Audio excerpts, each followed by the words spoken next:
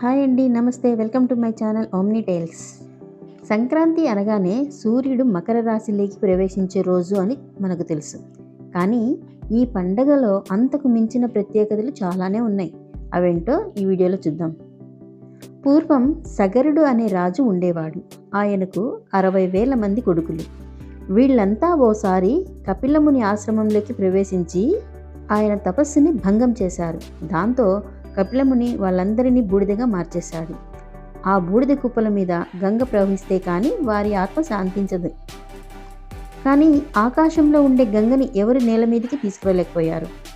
సగరుడి వంశంలో పుట్టిన భగీరథుడు ఈ పని చేయగలిగాడు. ఆయన తపస్సుకు మెచ్చి సంక్రాంతి రోజునే గంగమ్మ నేల మీదకి అవతరించిందట. సంక్రాంతి గంగిరెద్దుల వెనుక కూడా ఓ కథ ఉంది. పూర్వం గజాసురుడు అనే రాక్షసుడు ఉండేవాడు. శివుడు తన కడుపులో ఉండేలా ఆ గజాసురుడు వరాన్ని కోరుకున్నాడు. శివుణ్ణి బయటకు రప్పించేందుకు విష్ణుమూర్తి ఓ ఉపాయం ఆలోచించాడు. దేవతలంతా తలా ఓ వాయిద్యాన్ని పట్టుకుని నందితో కలిసి గజాసురుడి దగ్గరకు బయలుదేరారు. వీళ్ల ప్రదర్శనకు మెచ్చుకున్న గజాసురుడు ఏదైనా వరాన్ని కోరుకోమని అడిగాడు.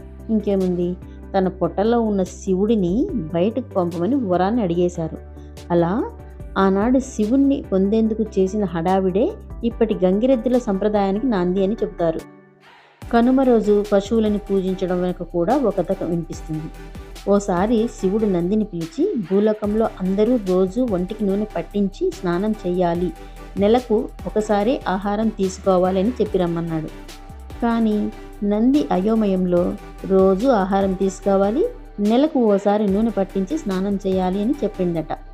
దాంతో కోపం వచ్చిన శివుడు, ప్రజలు రోజు తినాలంటే ఆహారం కావాలి, ఆ ఆహారాన్ని పండించేందుకు నువ్వే సాయపడాలి, కాబట్టి నీ వంశం మొత్తము వ్యవసాయంలో పాలు పంచుకోమనేసి శపించాడు. అప్పటి నుంచి ఎద్దులు వ్యవసాయంలో సాయపడుతున్నాయంట. కనుమ రోజు పశువులని సాక్షాత్తు నందీశ్వరులుగా భావించి పూజిస్తుంటారు. సంక్రాంతికి గాలిపటాలు ఎగురేస్తాం కదా, దీనికి కూడా ఒక కథ చెప్తారు. సంక్రాంతిలో ఉత్తరాయణ పుణ్యకాలం మొదలవుతుందట. ఇది దేవతలకు పగలు అని నమ్మకం. దేవతలంతా ఈ కాలంలో ఆకాశంలో విహరిస్తారు.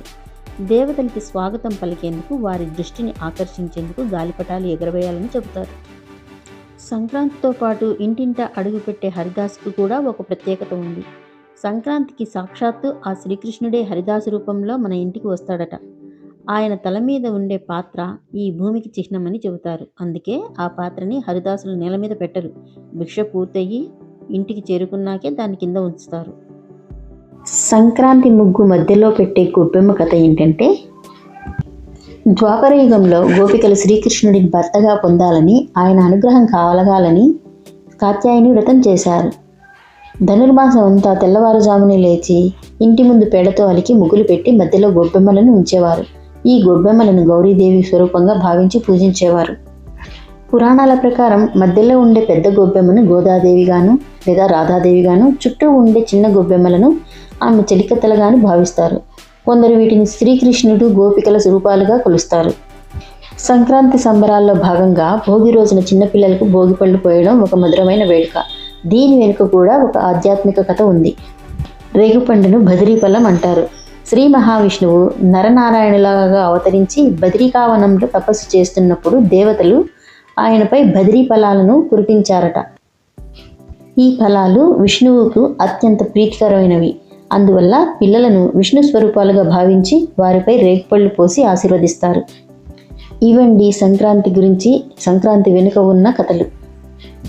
సంక్రాంతిలో కనిపించే ప్రతి ఆచారానికి ఒక కథ ఉంది.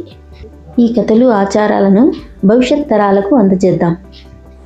ఈ వీడియో మీకు నచ్చినట్లయితే లైక్ చేయండి, షేర్ చేయండి. మరిన్ని వీడియోల కోసం సబ్స్క్రైబ్ చేయండి. నమస్తే.